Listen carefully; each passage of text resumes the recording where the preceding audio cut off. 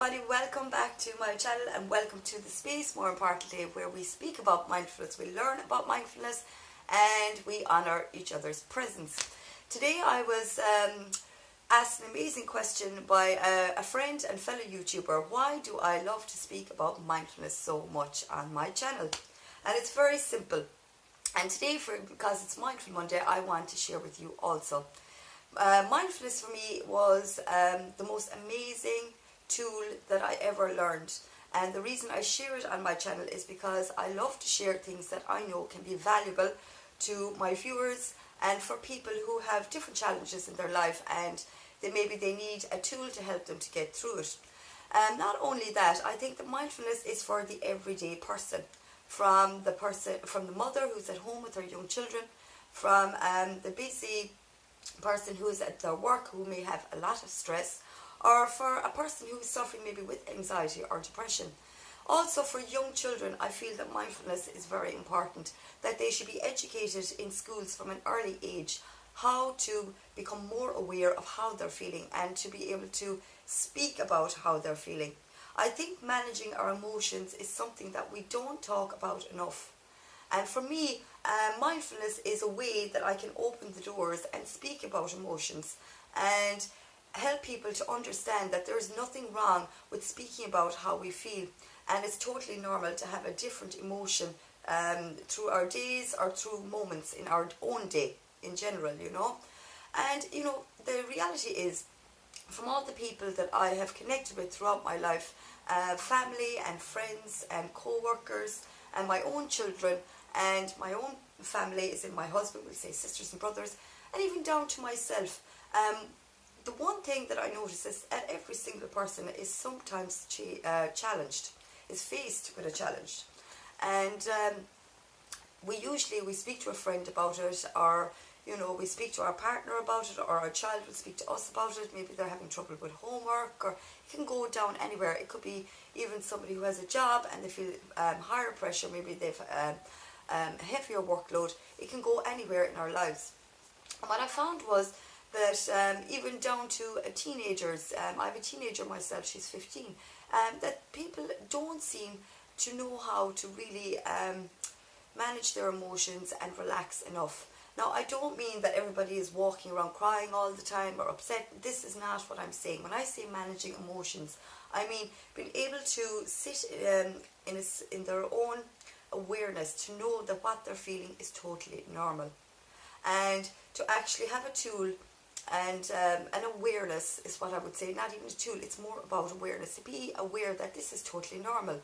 If you've been challenged by something and you feel nervous about it, or you feel angry about something, or you feel afraid, you feel a fear, these are all totally normal emotions. And if we learn to sit with them and listen to our bodies, it helps us to be more willing to be able to deal with the problems that come in hand. So for me, mindfulness helped in many ways. I had troubles becoming pregnant, which I spoke about earlier on when I opened this channel, when I was introducing juicing. And I just feel it's very important that I just go back over that a little bit. And when you are trying to become pregnant and you're having difficulties, and sometimes you will maybe have loss as well, So it's very hard to just let something like that go immediately. You know what I mean? This is something you have to work through, and your body has to recover from the process, and also the mind and the emotions, more importantly. When something happens, when we lose a loved one, or if we miscarry a baby, or if something, or it doesn't matter what the situation is, we need to be able to manage our emotions in a more natural and more aware way. Not by numbing, like overeating, or turning to social media, or drinking or smoking. And for me, I found that mindfulness gave me the tools to keep going and to see the end focus. My focus was that I wanted to have another baby, and it gave me all the ways on how to manage my emotions. And even though I was not succeeding at first, and it was very difficult, it helped me to see through it, to eat healthier, to start juicing, to to find ways that could enhance my health, because this is what was wrong. My body was not working for me because I wasn't looking after my body. So the main way I could look after my body was getting a hand on my emotions, and the way I got a hand on my emotions was by putting good, pure food into my body. And after about 6 or 7 months of doing that, and meditating and learning to breathe and to relax, and not being anxious about wondering every month, was I going to be pregnant? Instead, I just let it go, and I just became aware of what my body needs right now, and I was in the present moment. So instead of thinking to the future or thinking into the past where things didn't work out, I kept myself in the present moment. What can I do right now, today, to enhance my body, to be more prepared for this pregnancy? So that's what I focused on.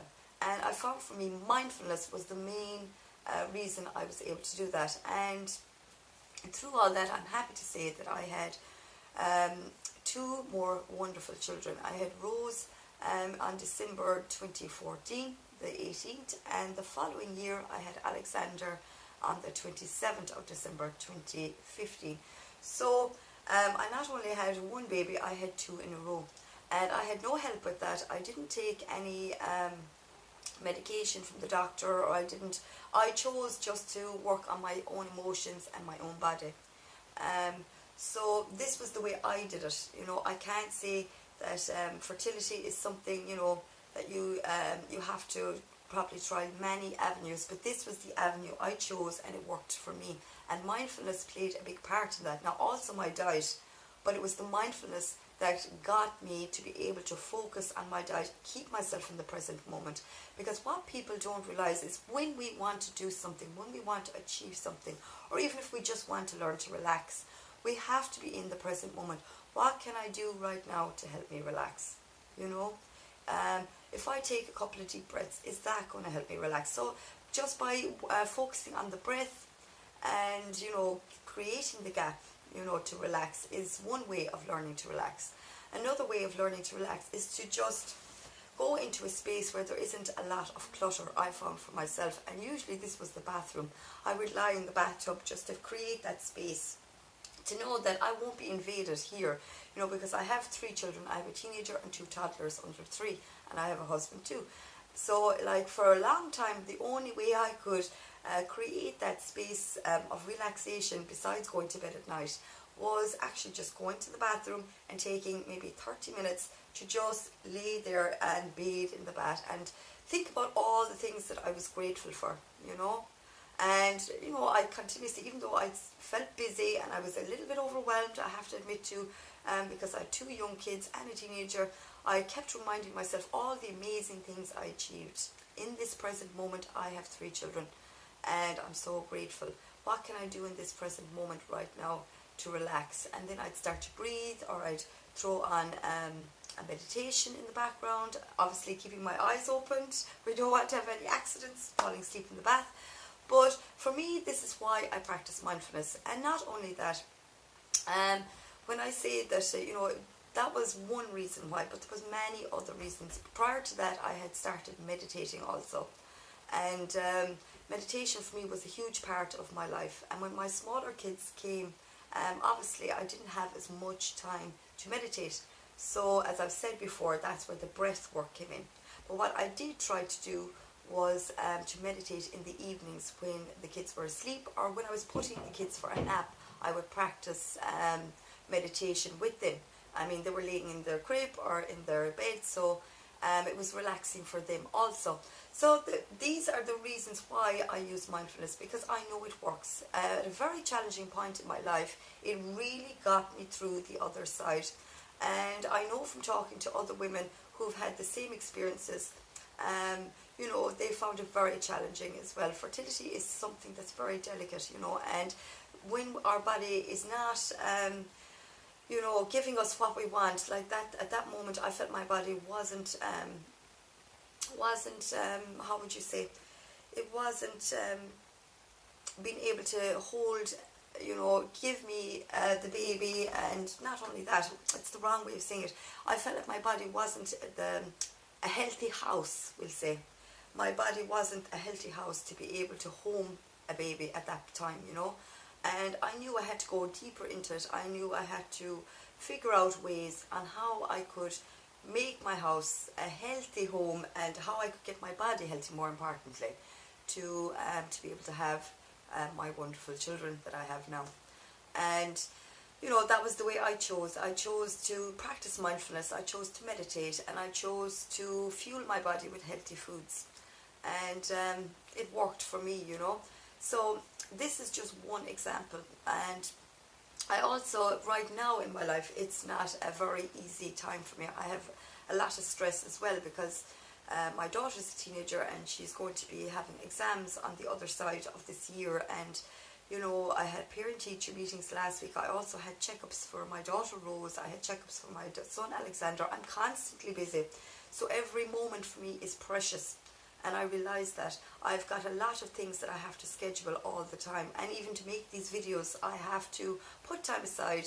And it's usually you don't see my children in these videos. You don't see my husband. It's because I always choose a time where I have complete peace and complete space. Usually my kids are napping and my husband's at work, or at the moment he's downstairs and he's doing the things that he enjoys to do.